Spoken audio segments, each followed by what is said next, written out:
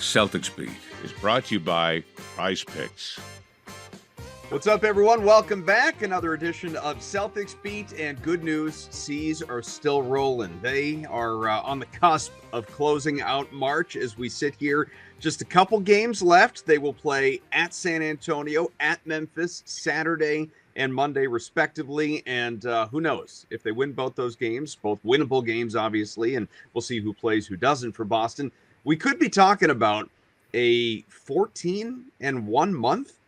That's a pretty good stretch. This team has been red hot since the All-Star break. We didn't have a lot of time last week to dive deep into it. We'll be able to expand a little bit more this week. Adam Kaufman, Evan Valenti, we're always here. We have Steve Bulpett from Heavy.com joining us. Steve, welcome back. Hey, guys. Great to have you here with us. And, we had Cedric Maxwell on with us last week. Again, abbreviated show, which was not on Max. Evan and I were actually the ones that were a little more rushed for time. Otherwise, we could have gotten a little deeper with Max into all things Celtics City, especially because he was on right before the episode, the most recent one that, really kind of introduced the Larry Bird Celtics era. And Max was a big part of that episode, too. He was a lot of fun. Steve, I'm curious, and we'll get into it a little bit later on, where you are with this series, and if it's appointment viewing for you on Monday nights there on Max. We also talked about the Celtics sale, which is definitely something I want your thoughts on. The big news with Bill Chisholm and his group setting things in motion anyway to formally buy the Celtics for north of $6 billion. But because we didn't do a lot of it last week, let's start with this. Celtics are flaming hot. We just talked about the success so far in March and going back through the All-Star break. You've written about it recently, Steve, acknowledging that, yes, they're winning a lot of these games, although most of them against, really inferior teams. But your latest article and talking to some coaches, execs around the league, we spent a lot of time last year when the Celtics were 14 games clear of the rest of the NBA in the regular season standings entering the playoffs. And then all throughout it was their path. Could this be easier getting to banner 18? And, trying to kind of argue against that and push back and bicker with the critics and all of that. Right now, a lot of people could do something similar, talking about the general sense of the Celtics' worst enemy is themselves. And we always know this is true of any team. Health is paramount. But beyond that, can anyone knock them out when you get into a best of 7? Or is it ultimately just Boston needs to play its game, doesn't matter who's on the other side? And in your article, and I'll let you expand upon this, obviously, a little bit of pushback around the league, with the sentiment of the Celtics are, it's the Celtics, series or championship to lose. There are actually other teams out there that we should be giving more credit and taking more seriously. Yeah, exactly. I think the Celtics have largely overcome their whatever self-destructive tendencies they've had. We see them let teams back into games, so it's still there to a degree. But the people around the league look at it. Yeah, the Celtics, if they're playing at their max, at their best, they're going to be really difficult to beat. But they say that the Thunder and Cavaliers are really well equipped to deal with Boston. So while I think one of the quotes was, "I wouldn't bet against Boston, but these other teams are real. These teams are legit. Oak City and Cleveland are worthy adversaries." Do you agree with that? Yeah, I do. Particularly Oklahoma City. They've got their defense, and the way that they can throw defense at you is really tough. And look, the Celtics, when they move the ball, and I know we've talked about it in the past that Jason Tatum's evolution last year to be a more complete player was what got the Celtics over the edge. But with all that, the Thunder can look at and say, okay, yeah, keep moving the ball. This is great. We can switch everything. We've got, athletic bodies. We've got, all the counters to what you want to do. And then it becomes a matter of will and toughness and crashing the boards and all that other fun stuff. So, yeah, I do think that they are well equipped to deal with Boston. I also think Cleveland, they've got, maybe better than a puncher's chance. It's kind of under the radar a little bit, but picking up Hunter at the trade deadline, that's the kind of a defensive body that can help when you're throwing people at Jason Tatum and Jaylen Brown. Yeah, one of the things I liked in your article was just, and I mentioned this on X or Twitter or whatever, but the lyric from Oklahoma was very, very nice. And as someone who was in the show when he was younger, I really appreciated that particular lyric there. But you look at Oklahoma City and you look at the two matchups Boston's had with them so far this year, and this is not just a Celtics problem. This is an NBA league-wide problem. They have an SGA problem. Shai Gilgeous-Alexander in both games has been able to do a lot of things against that defense basically whenever he wants to. And again, this is not just a Celtics thing. This is a league-wide thing. There was a great piece today. I don't know if it was Matt Moore or Jared Dubin or somebody wrote one about how when you get parallel with Shai, you're toast, right? If he somehow gets his hips square to your shoulders, you're dead in the water. And Boston, you've looked back at some of their games. You look at whether it's Tatum or Brown or Derrick White or Drew Holiday or name any player on Boston. It's just been hard to stay in front of that guy.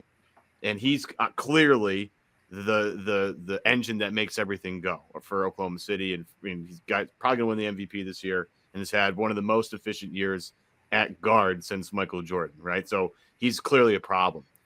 As you look at some of the things that either Boston has done or other teams have done to slow him down, do you believe that there's enough in Boston's, whether it's defensive schemes or bodies or both or whatever, is there enough there for Boston to really handle him? Or is this a case of, look, Shai's going to do his thing and you're just going to have to be okay with that? It's about limiting Lou Dort, who killed them last game, limiting Chet Holmgren, who killed them last game. We didn't see Jalen Williams the last time they played. Is it more about limiting the other guys, limiting the damage, and just letting Shai kind of not do his own thing, but just don't worry about that as much? Is that the play here? I would think so. I mean, to the degree that you can just play basic, solid defense, guard your yard, they're going to do scheming. They're going to do switching. They're going to hedge on picks, all these things. But I still think it comes down to, doing what you can as well as you can, and know that that a team with that much firepower is going to go on runs. The big thing for the Celtics is when the Thunder or even or anybody they're going to play in the playoffs, when that team goes on a run, do you stick with your plan or do you let it affect how you play offense? Do you rush on offense instead of, it's the old John Wooden thing, be quick but don't hurry. Do you play with force offensively, or do you, say, okay, enough of this moving the ball. I'm going to take it. I'm going to go make a play now. And that's the stuff that killed the Celtics over the years when they should have won more. They should have gone further in the playoffs. They probably should have won the 2022 championship. I think that you play as solid as you can and know that you're going to be a problem for them too. So, don't lose sight of the fact that there are two ends to the court. Most important thing, obviously, and again, true of anybody, but especially when you're a team like Boston or Cleveland or, some of the others this would apply to as well, where what your seeding is going to be. You're not jockeying for something. You're not fighting for that sixth playoff spot. You're not fighting to, remain in a certain seed in the play-in tournament, whatever, what have you. The Celtics right now know they are the second seed in the Eastern Conference entering the playoffs. They're not going to catch Cleveland. I don't think they care to catch Cleveland. They're not going to fall to third. They are second. And so we are going to see over the next 9 games, as we have been seeing, quite frankly, that much more roster management for these guys, load management, to just get everyone as close to 100%. I know that doesn't really exist this time of year, but as close to that as possible come mid-April when these playoffs begin. If everyone is healthy for Boston for the stretch of the postseason, as they mostly were last year, I know Porzingis was in and out and all of that, but generally the team stayed healthy. If they are fortunate to do so this year, we're talking about their promise, their ability, who's capable of knocking them off, all that. But let's say, heaven forbid, somebody gets hurt. And I don't mean Tatum or Brown, because they are clearly your, 1, 2, 1A, 1B, however you want to categorize it. But after that, in terms of what they're looking to accomplish, since there's been so much, at least national debate around, can you win without Porzingis, that type of thing. And I think they probably could have last year, quite frankly. Not that he wasn't very good. Who do you think is the next most important guy to their sustainability in a deep playoff run and Banner 19? I don't know. I mean, to me, that's kind of a weird hypothetical. There are guys that are such important, critical pieces in their role.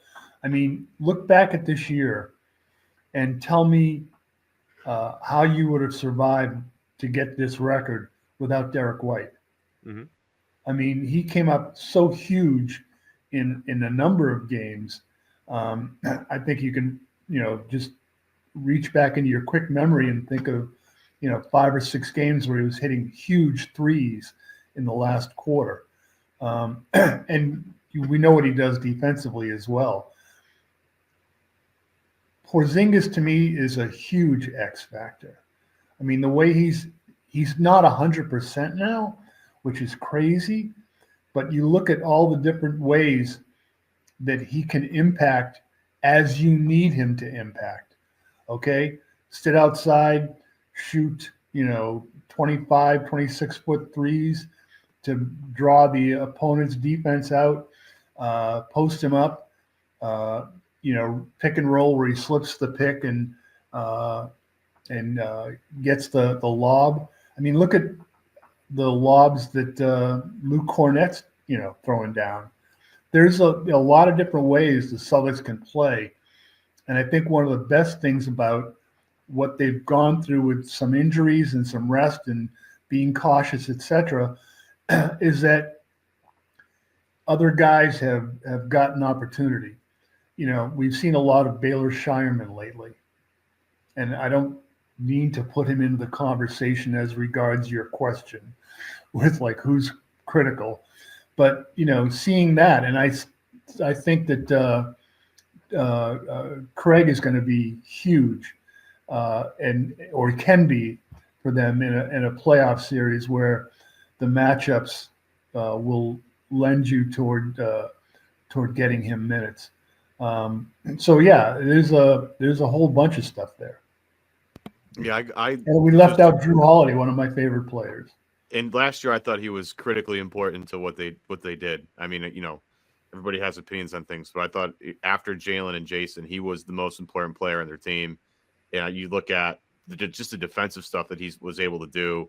The steal against Nembhard obviously gets the most shine and the most accolades, but the guy does so many different things on the defensive end of the floor that makes Boston so hard to score against because he does that free safety thing where he kind of roams around. But I do want to get back to the Porzingis thing because Kaufman, if you had asked me that question, I would have gone with Porzingis because of the chemistry he has with Jaylen Brown and the way they play off each other is really important. We've seen throughout the years, Jason Tatum plus 4 guys is going to work. And I think Joe has done a really fun job this year of putting really interesting lineups around Tatum to kind of test that theory.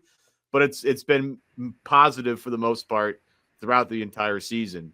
But you see how much different they are because this is, you get back to and this is, I feel like it's dumb to boil basketball games down to this simple thing. But, can you win the non-Jokic minutes? Can you win the non-Steph minutes? Can you win the non-SGA minutes, right? Boston has to find ways to win the non-Tatum minutes. And it's easier for Boston when Porzingis is on the floor because he gives Jalen an outlet in case he gets shut off from doing whatever he wants to do. So Kaufman, I'll throw it back to you. I'm on the Porzingis train. I think Porzingis is crucially important this particular season because of the depth of the other teams.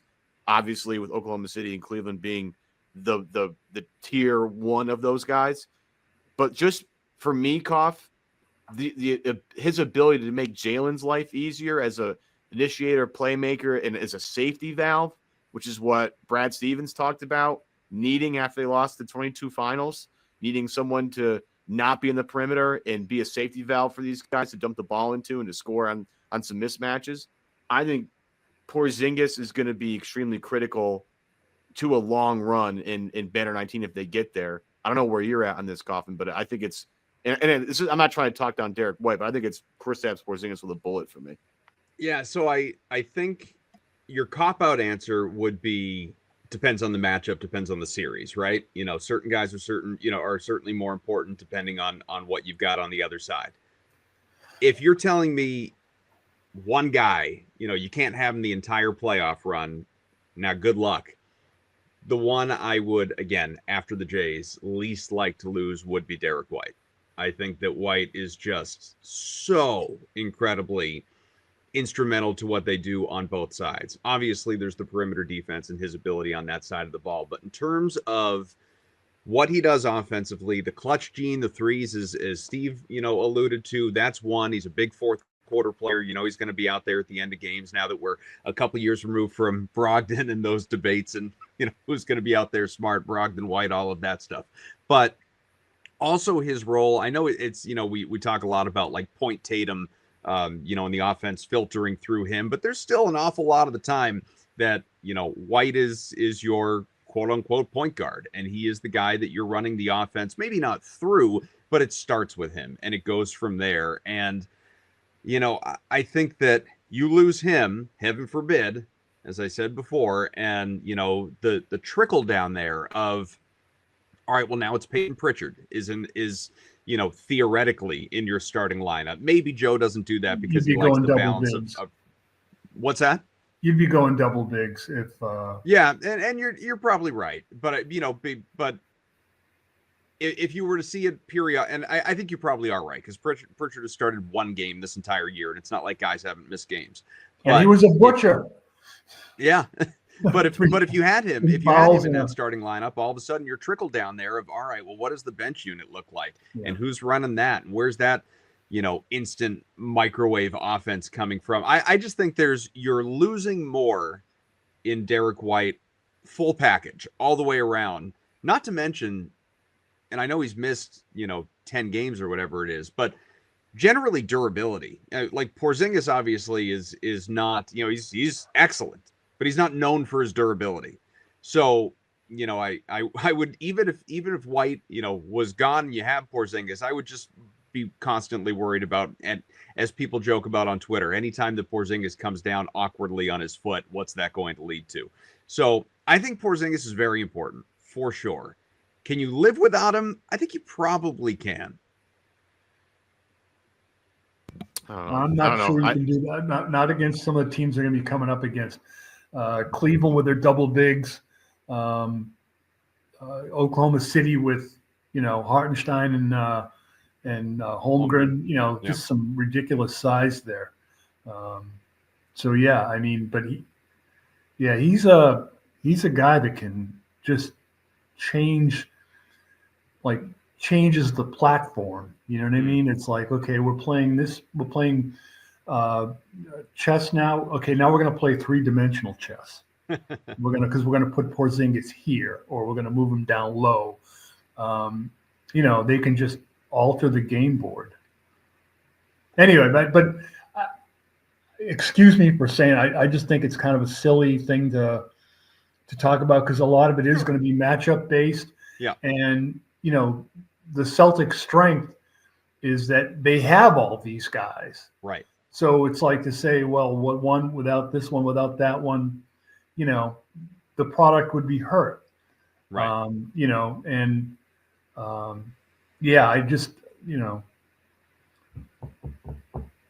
not sure it's a great use of the time. I can imagine the people out there in the YouTube comments section. Way to be all doom and gloom, Kaufman. Thanks. Which of my fingers would I most, I could do without? Well, I can't do without my middle finger because then you can't drive in Massachusetts. Right. Probably the pinky, right? I mean, it's gotta be easy. Yeah, it's got to be the pinky. I mean, I don't know. I'm just trying to think. I don't know. I mean, it's a good thing to have when you're swinging a baseball bat. Other than that, how much use are you really getting out of it? You can swing a golf club out of pinky. That's all I really care about. You don't need that. It'll be fine. All right, let's take a quick break. Tell you about our good friends over at Prizepicks. Prizepicks is the best place to get real money sports action. With over 10 million members, billions of dollars in awarded winnings, Prizepicks has made daily fantasy sports accessible to everyone. You just pick more or less on at least 2 players for a shot to win up to 1,000 times your cash. 1,000x. Seriously. Run your game all season long on Prizepicks. Yeah, Kaufman, we always talk about flex play on this show. It's usually the best idea for me because I end up hitting 2 out of 3. A couple weeks back, I missed the Tatum points, the more than 28 points against the Nets. I was so upset about that. Still won though, so that's not bad. For the prize picks for this week, we're gonna look at Friday night, a couple of different places. We're gonna start with Clippers and Nets. Been very impressed with the Clippers lately, so we're gonna take Kawhi more than 33.5 points, rebounds, and assists against the Nets. Gonna continue there. Zubac against a very small team, more than 12 rebounds against the Nets. Then we're gonna flip over to Pistons and Cavs. Malik Beasley and Donovan Mitchell have to combine for more than 38 points. And with the flex play, Kaufman, if I hit all 3 of those, they will give me 2.5 times whatever I throw at it, right? So $20, I win 2.5 times that if I hit all 3. But by choosing flex play, if I hit 2 out of 3, I still 1x my play here. So if I throw $20 in this lineup, if I hit 2 out of 3, I get 20 back. That's fantastic for me. And getting your money, Kaufman, could not be any easier thanks to Venmo, right? Venmo is what we all use anyway to do a lot of things in terms of transactions. Guess what? You can have it delivered right to your Venmo account in one press of a fictional button. You can have that transferred right into your bank account in as little as 15 minutes. Download the app today. Use code CLNS to get $50 instantly after you play your first $5 lineup. Once again, download the app today. Download that Prizepicks app. The code CLNS. You get $50 instantly after playing your first lineup for only $5. Prizepicks. Run your game. Let's get back to the show. All right, back here with Steve. And as I mentioned, 9 games left in the regular season. And we'll get into the ownership stuff and Celtics City and all that, as I mentioned off the top of the show here in just a little bit. But what do you suppose this looks like, these final 9 games for Boston? You have, obviously some of these teams will be playing for something all the way down the stretch. But in terms of games that, you might, as a Boston fan, view as any type of litmus test in the playoffs, any type of, could we see this matchup in the postseason?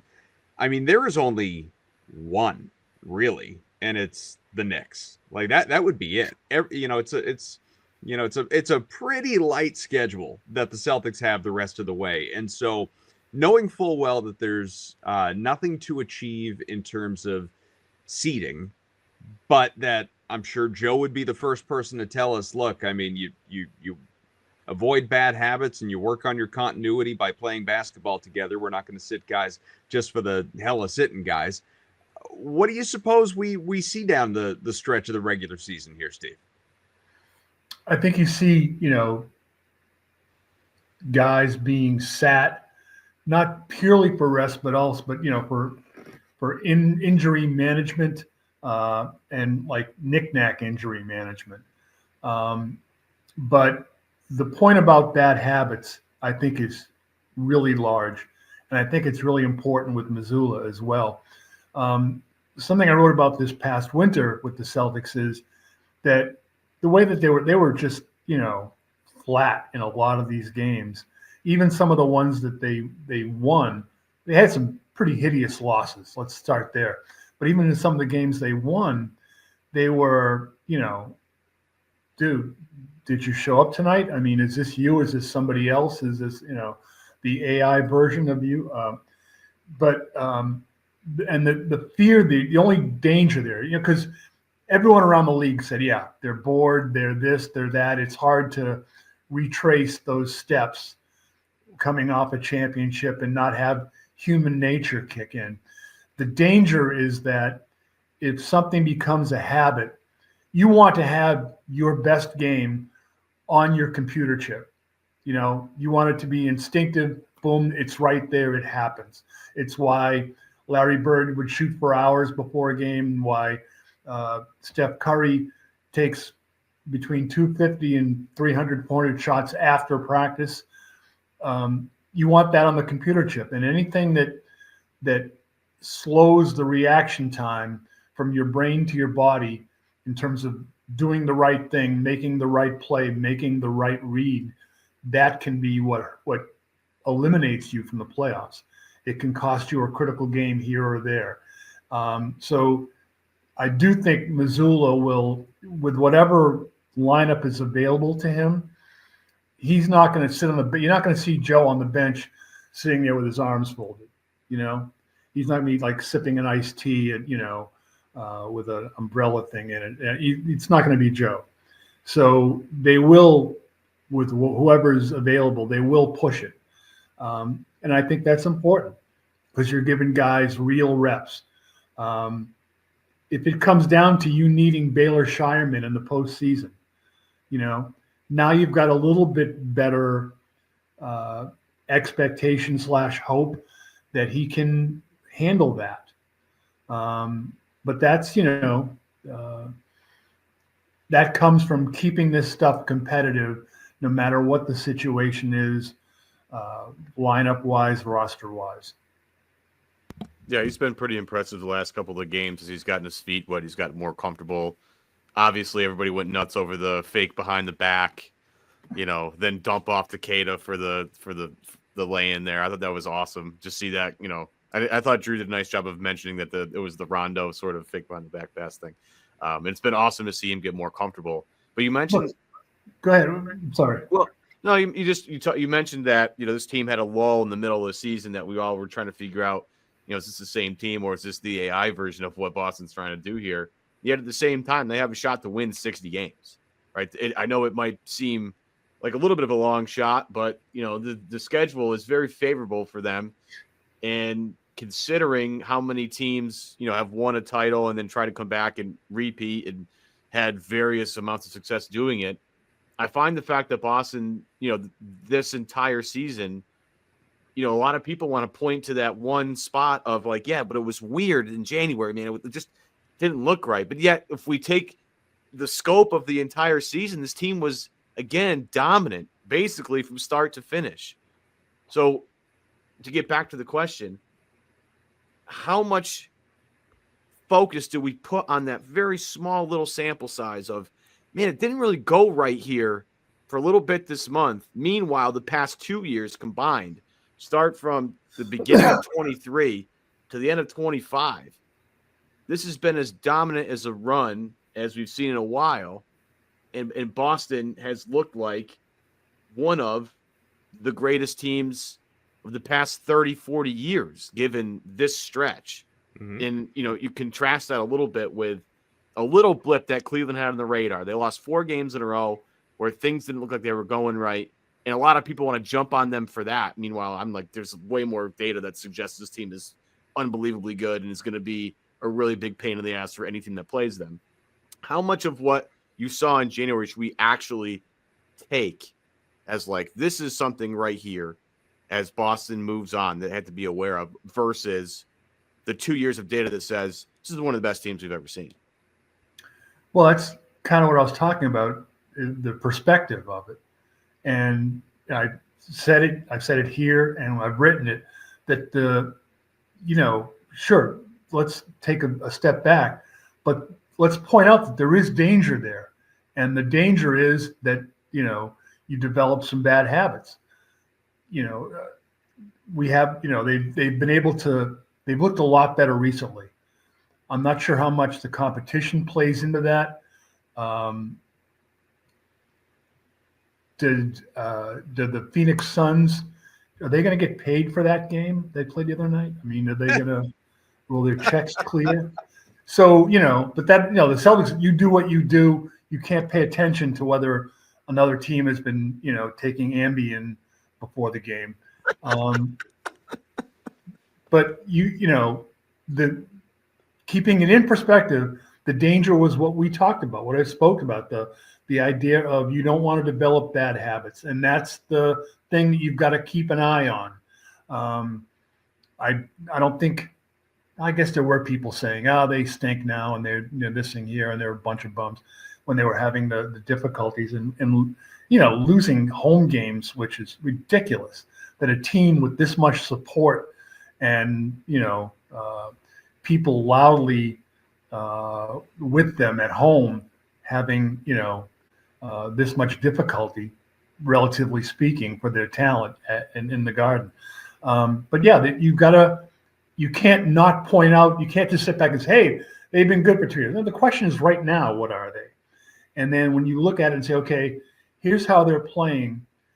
Let's look at this in the bigger picture. Does this kill them? Absolutely not when they're playing poorly like that. But, where is the rate they could step on here?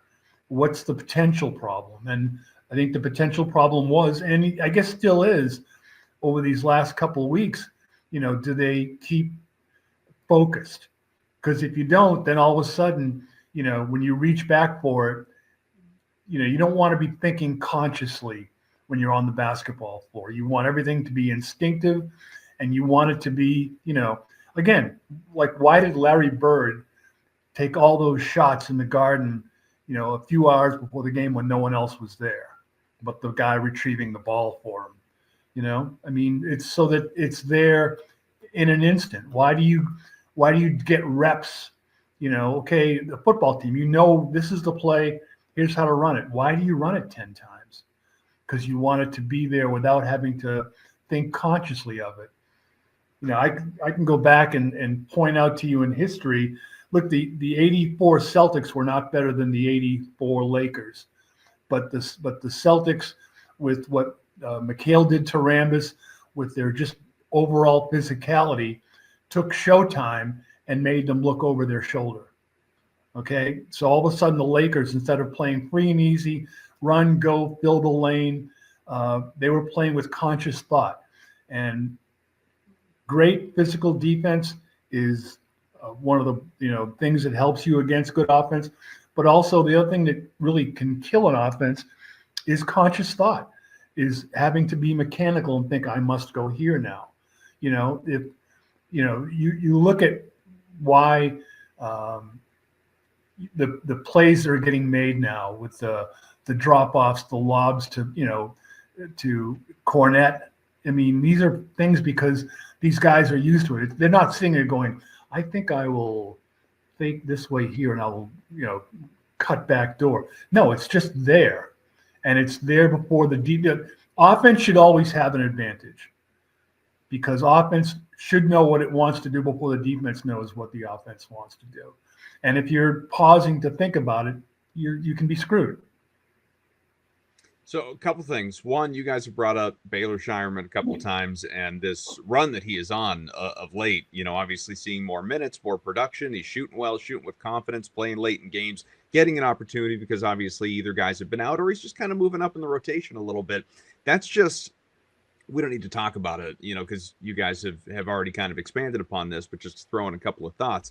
That's one thing that I do really appreciate about Joe. You think back to a couple of years ago, the singular Ime year, which, you mentioned before, Steve, is definitely a championship that was in Boston's grasp. It was a winnable title that year. I mean, up 2-1 in that series, and then it all implodes at that point in time. And I think that one thing that I was very critical of at the time, in real time, this is not just a revisionist history, give credit to Joe kind of thing. One thing I didn't like about Ime that season was a failure to sort of acknowledge that you might need some of those depth guys down the stretch, because when there came a time, especially against the Warriors, when you could have really used Peyton Pritchard, you could have really used Sam Hauser and their 3-point shooting ability as Steph Curry was lighting it up on the other side. And he just didn't go there. They weren't ready. Either they weren't ready, he didn't get them ready, he didn't believe they were ready. Either way, he wasn't willing to go down the bench a little bit. He was just going to die with the top end of that rotation.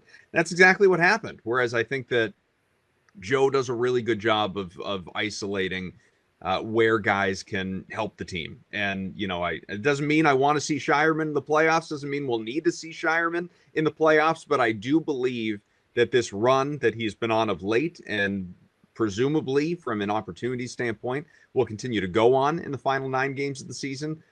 It's good to know that if called upon, I don't think he's going to turtle in the moment.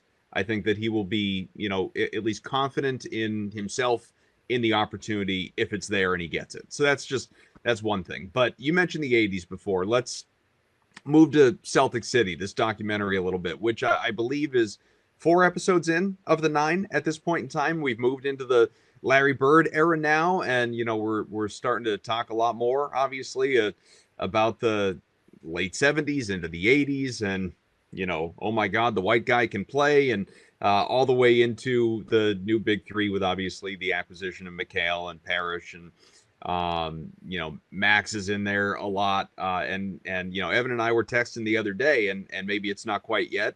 I hope it is at some point. We're wondering, when are we seeing Steve Bulpett in this thing talking about the Celtics? Because obviously you have been very closely tied to this organization for a number of years now. I have no idea. I know they talked to me for a long time. There you go. But I have no idea how it's running. The next episode 5 is coming up, right? Yeah, I believe so. That was the one they showed at the premiere. Okay. So, so there's a lot of good stuff there as well. It's going to be,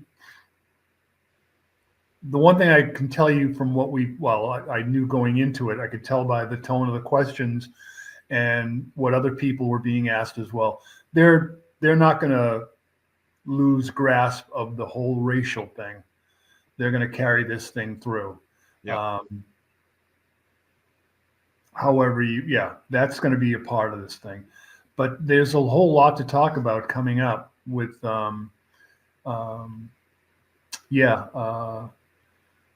just the way that the team has been built and rebuilt. What you're going to miss in this next episode is something we had at the premiere, which is there's going to be a point where they're interviewing Bill Walton, and he's saying, because he was traded for Cedric Maxwell, and Bill, he goes off, and it's like, this is fantastic. It saved my life. It was the best thing ever happened to me. And whenever I'd see Cedric Maxwell, I'd apologize. And then he says that, and then Max is in the crowd at the premiere and yells out, "No, you didn't." Wish they had cameras there for that. They would insert that into the documentary. But yeah, it's going to be. There's a lot of stuff in there that you guys, I'm sure, already knew. Personally, I mean, it's been fun in each episode, though. Little tidbits, but things that I hadn't heard or didn't know. I mean, obviously we're still in an era that I wasn't even born for. When Larry joined Boston, but obviously as it proceeds, things will get a little bit more into my memory bank. Adam, I really want to invite you over so I can put you on my lawn and tell you to get off it. But yeah, it's been it has been fun learning about different things along the way, and in a personal sense, I can tell you that for me, it's been just these like flashbacks to the old Garden, to just people you'd see. Sure. There's one scene coming up in the next one where Auerbach's walking across the court, and he's with an usher, Mr. Carroll, Andy Carroll. Who's long since passed, but these guys were friends of mine, and seeing the people that just the periphery in the background of these shots from these games, seeing the stuff from the forum, which is still there in LA, but just remembering those days there. The first road trip I ever took was preseason Indiana for one game, LA, the forum for 2 games. And just these, the people and how things looked back then, that's the part that's kind of sticking with me. And again, that's personal. Doesn't mean a hill of beans to anybody else, but that's the stuff that's been catching me. I'm younger than Adam, youngest person in this particular square right now, and it's been fun for me to learn a little bit more about the Russell Celtics have been obviously covered very well, but prior to that, I really enjoyed some of that the photo that they showed of Kuzi with Russell kind of behind him. That's a rare photo. I'd never seen that before. That was really neat. And then the 70s Celtics, I thought was also very interesting. During COVID, I went back and watched some of those Milwaukee Bucks and Celtics finals. Games 6 and 7, I believe, are on YouTube for those of you that want to join me in that. I did that during COVID, and I laughed a little bit. But what was really great to me was they spent a lot of time on Dave Cowens, who I pounded the table for. When I watched those games, I'm like, I don't think people understand how hard it is to guard Kareem because of just, we're so used to guys being ginormous now, but you plop him on a floor in the 1970s, he clearly sticks out. And Dave Cowens, significantly shorter than him, gave him as much hell as he possibly could. And when you walk away from that series, if you're someone that hasn't seen it, you don't really understand the impact of a guy like that. But I actually loved how much time they spent on talking about, his character and his impact on Celtics history. Is there anybody, Steve, again, maybe it's coming up later in some of the episodes that we haven't seen yet, but is there anyone that in particular you think deserves a little more shine than they probably either got in this or will get in this potentially coming down the road? Because I thought the Cowan stuff was awesome. Yeah, I mean, and by the way, Collins is still that guy. I still talk to him, and you've seen McHale, he's still crazy. But yeah, I mean, I don't think people know a lot about Satch Sanders, about Tom Sanders. And, he's I think I once tweeted out that Satch Sanders is what you get when you take class and put a bow tie on it. I mean, he's just a deep person with and great character, but like Havlicek as well. He was he could be a little strange with his what's the term for it? Just he had to have things precise, hanging his socks, putting his socks on a hanger, when he was in the locker room. But he was a guy that, these were deep guys that, that in these later years now, when you see them dealing with the loss of teammates. I was sitting with Satch at the services for JoJo White. And there came a point where Satch just, it was just clearly like, you could see how deeply it was affecting him. And, there's been there's a lot of guys here. There's, people don't even get mentioned. I've been trying to get someone to do a story on Mal Graham, who played for the Celtics and stayed in the area, became a lawyer, became a judge. He was a really good player whose career probably should have been better. He had some injury issues and things didn't quite work out, but he was a part of some of these Celtics teams. And, there's a bunch of guys like that. And trying to think off the top of my skull. But yeah, there's a whole bunch of people and Parrish is giving you, he was always a guy you'd go to when the team lost because he'd tell you what happened. And the guy that I think is missed in all this, and I just miss him personally a lot, is Dennis Johnson. Dennis was prickly when he was playing, and he could be really, but if you dug in and reached out, you could have some important conversations. And we became, we talked a heck of a lot more when he stopped playing, and it was, his passing, was a big effect. But I'd really love to be hearing his perspective on a lot of this stuff. Yeah, and the whole Len Bias thing, which that's coming even more. It's just amazing when you think about as good as the Celtics were in the 80s, what that one situation, losing that person meant. Not just, we can look at it and say just in basketball sense. This is a man's life that got lost. But, what it would have meant to the Celtics would have been, amazing as they went into the late 80s. And what his loss did for society, what it did to society in general, because it gave politicians the license to say, okay, war on drugs. And who lost that war? What people got caught up in that, what group of people got hurt by the war on drugs. It wasn't just a thing of the people that were, it goes deeper. It runs into some real serious social issues. So, and the Len Bias thing was the catalyst.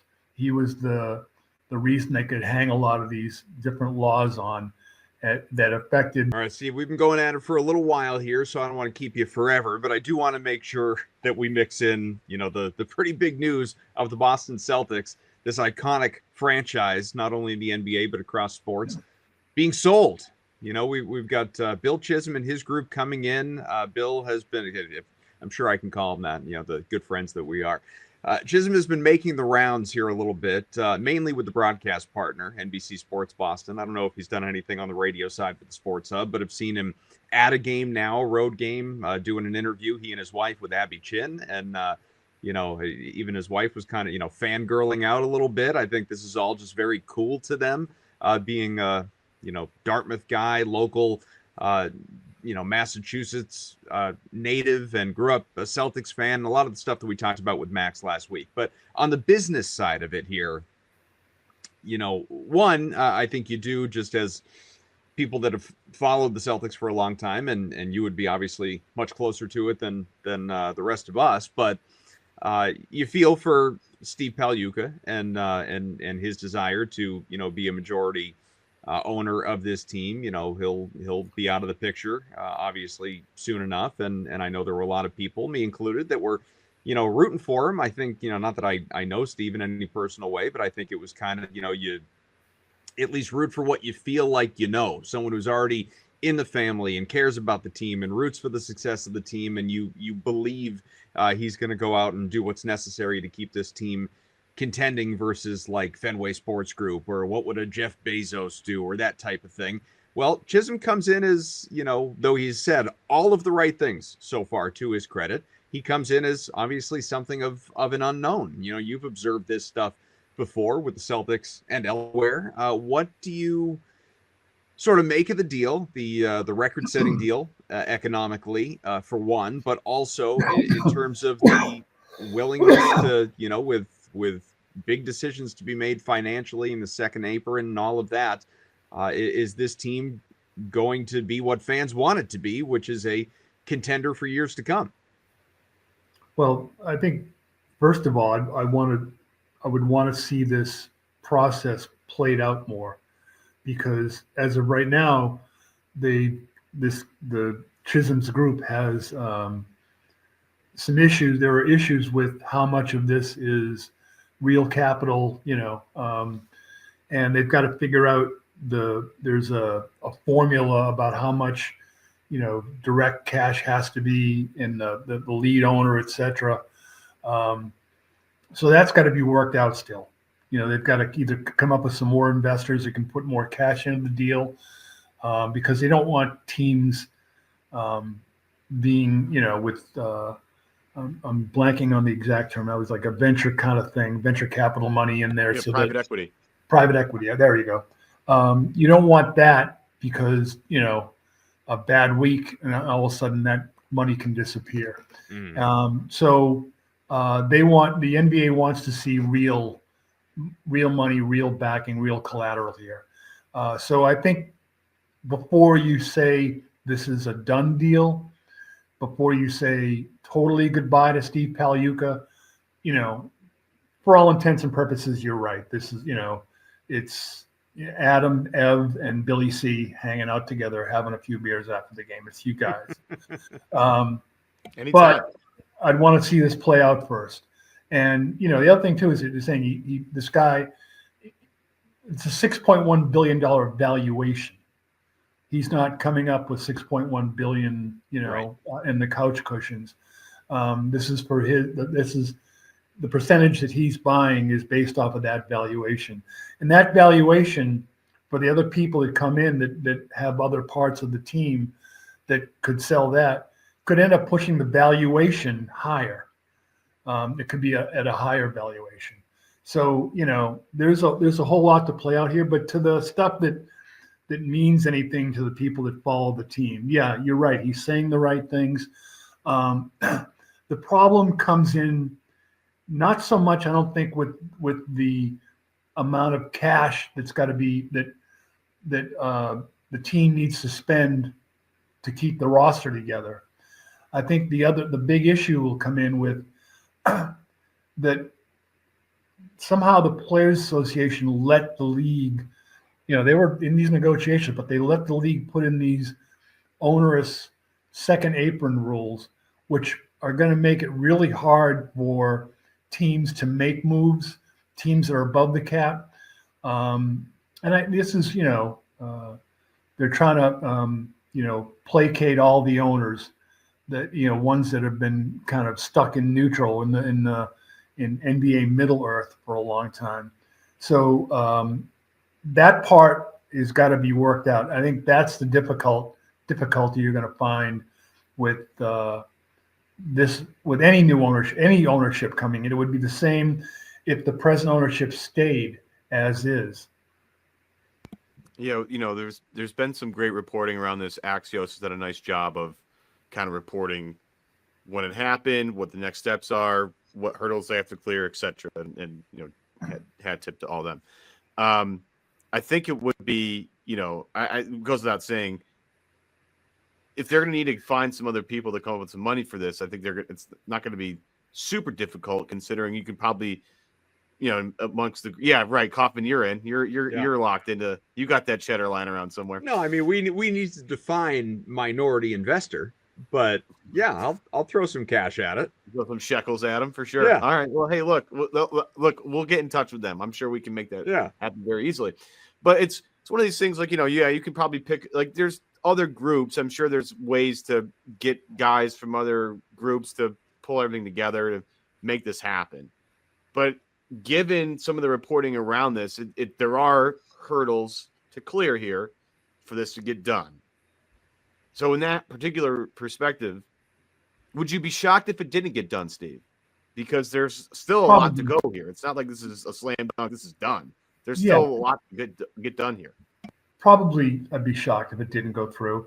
But it's also fair to say that Steve Pagliuca Group hasn't turned the porch light off yet. Sure. So,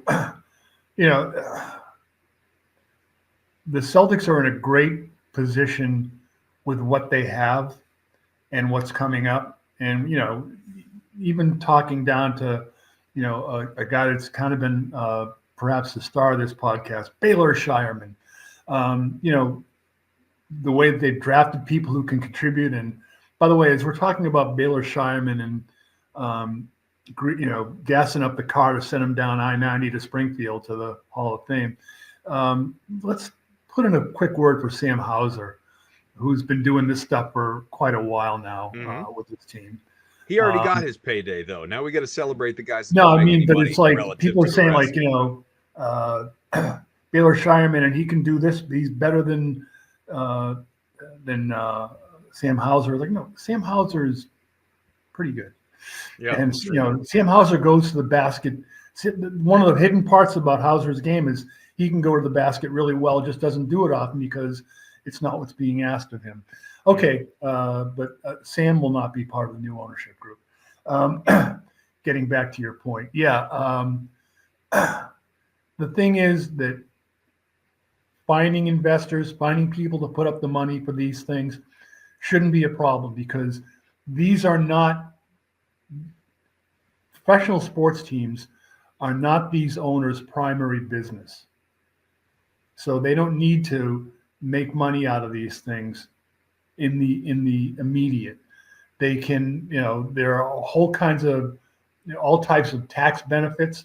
They depreciate these assets on taxes. And then there's always the whole thing of, when I remember talking about this with David Stern, when owners were bitching to him during, the 80s, when things were difficult. There are still some franchises that, are not on great local footing, but he would always say to them, hey, you can sell and make 10 times or more what you paid for it. So, don't come crying poor. So that still exists. Guys, let's wrap with this. You've probably, and I hope, been so engulfed in the conversation that you've not noticed some breaking news on social media. The reason I've saved it for the end is it is not directly related to the Celtics, but I do think it's worthy of mentioning it, especially to you, Steve, because you are not a Celtics reporter per se. You cover the entire league.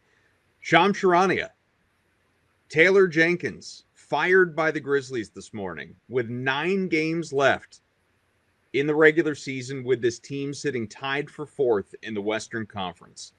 There was a statement that came out from the team. I can read it to you in part, although it doesn't really tell you anything. From Grizzlies PR, it says, Memphis Grizzlies announced they have parted ways with Taylor Jenkins, the president and GM of basketball ops, Zach Kleiman. I'm genuinely appreciative of Taylor's contributions to this team and the city over the past 6 seasons. This was a difficult decision given the consistent and tangible development of the players and overall success under Taylor's leadership. I wish Taylor the very best going forward. So that can only take us to one place, guys, which is what happened. Because obviously something happened. The team has not been great for a couple weeks. There have been some up and downs, admittedly. But I can't imagine sitting tied for 4th in the Western Conference with this team improving as it generally has over the last half dozen years. That ownership or the front office looked at it and said, we're just going to go out in the first round of the playoffs this year. We got to wake everybody up.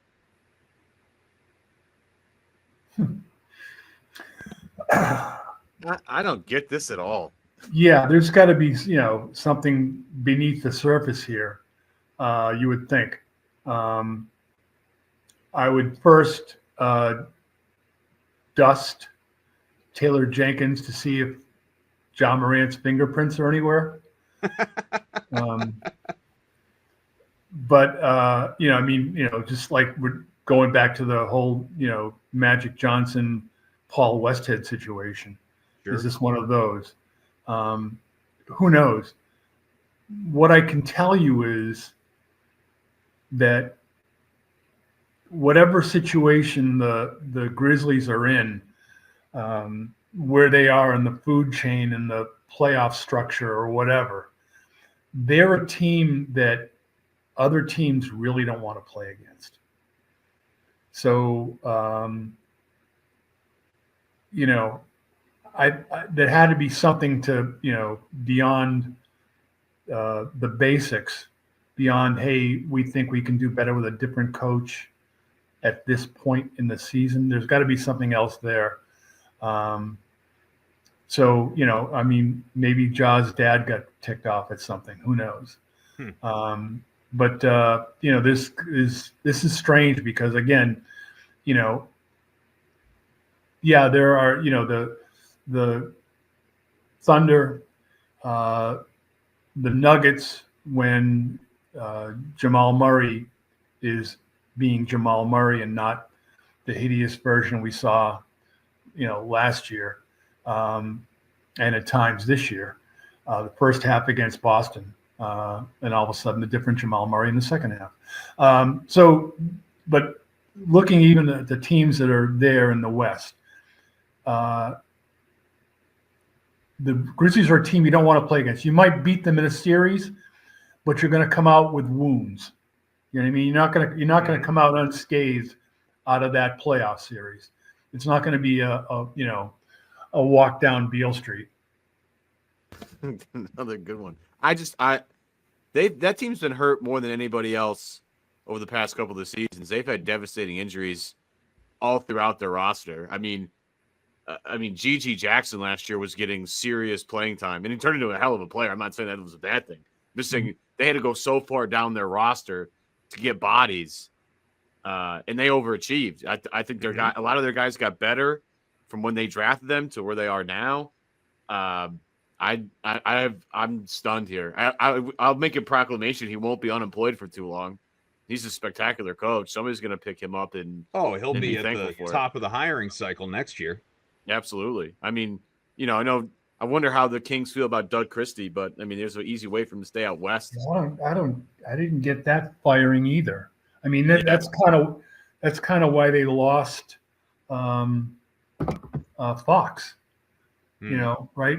Fox said, basically told the Kings, if I'm going to have to play for another coach, it's not going to be here. Like he basically said, if you get rid of this guy here, I'm out. I don't know. Mike Brown won coach of the year 2 years ago. It wasn't.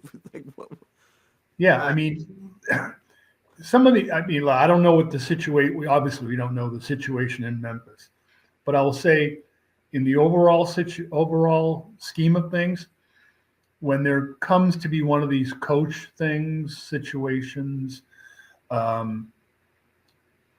if you are in the front office and you know that the coach is not doing stupid things, is not giving them bad advice, putting them in bad situations. If you know the coach is competent in doing his job, and someday in the not too distant future, we'll be saying coach is doing her job as well. I think you're going to see a head coach in the not too distant future. But those situations would be better rectified if ownership comes down and walks into the gym at practice and says, look, grabs the coach, said, this guy's staying. You got to ask yourself if you're staying or not. And, it's like in a marriage, do you work things out or do you say, do you have the divorce attorney on speed dial? And if you do have the divorce attorney on speed dial, then you're always one misstep away from breaking the situation up. And you saw it with the Kings as well. They make the coaching change. The team plays better in the immediate because it's like, well, if we play well now, then it'll be the other coach's fault. This will show that it was his fault. But if we play poorly, then it's going to be our fault. It would look badly for us. That stuff goes on. Sometimes there are needed coaching changes. Cleveland, horses for courses. JB Bickerstaff is better equipped to deal with the roster he has in Detroit than he was in Cleveland. Kenny Atkinson came in, that was even as good as Cleveland was last year and how injuries might have kept them from going further. Kenny Atkinson has opened up that team. He's given the players a sense of self-determination that has really, switched them into a higher gear. So sometimes coaching changes are good and important. This one is going to be a little curious. Steve Bulpett, again, senior NBA columnist for Heavy.com. You can get him on Twitter at Steve B. Hoop. A well-rounded episode of Celtics Beat, that's for sure. Touched on a lot of different stuff with the playoffs rapidly approaching for the Celtics and for the Grizzlies, and not for Taylor Jenkins. We also have a fun episode of Celtics City on the way that, Evan and I haven't seen yet, but Steve has from the premiere, and it's going to be that next stage deeper into the 80s here. It's going to be. You're talking about Max. Can we slip in one quick Max story? Sure. Yeah, of course. Always. Perhaps, as a writer, you live for the great quotes, right? Now, this predates me covering the Celtics, but the principals have all agreed that it happened. After a Celtics game where they had not played well, Cedric said, he was discussing the situation, said, yeah, we were very dorsal tonight. And Kevin McHale, like a locker away in that corner of the old Garden Celtics locker room, says, Max, you're right. We kind of did play like fish, but I think the word you're looking for is docile. And what's funny now is that, in terms of knowing words and stuff, you do not want to play against Max in Scrabble. Okay? Oh. Journalist, heavy reader, writer, everything, all these things. I don't want to go anywhere near that dude. Interesting. Listen, he's an author in his own right now. That's fair. Yeah. Anyway. I'm going to challenge Max to a game of Scrabble now. I like that. Well, we did say we were going to get him back on closer to the playoffs from Max. I'm going to go over to the encore and see if the line. See the odds on the board. Yeah. Heavy favorite, Cedric Maxwell. I love being minus 7,500. Let's go. I'm ready. For Steve Bulpett, Evan Valenti, I'm Adam Kaufman. Thanks to all of you out there for watching, listening, however you're consuming us, be it obviously in podcast form or on the CLNS Media YouTube page. We appreciate you. Again, should be hopefully pretty lackluster finish to the regular season, but the fun is right around the corner next month. So let's keep enjoying it. We'll talk again next week.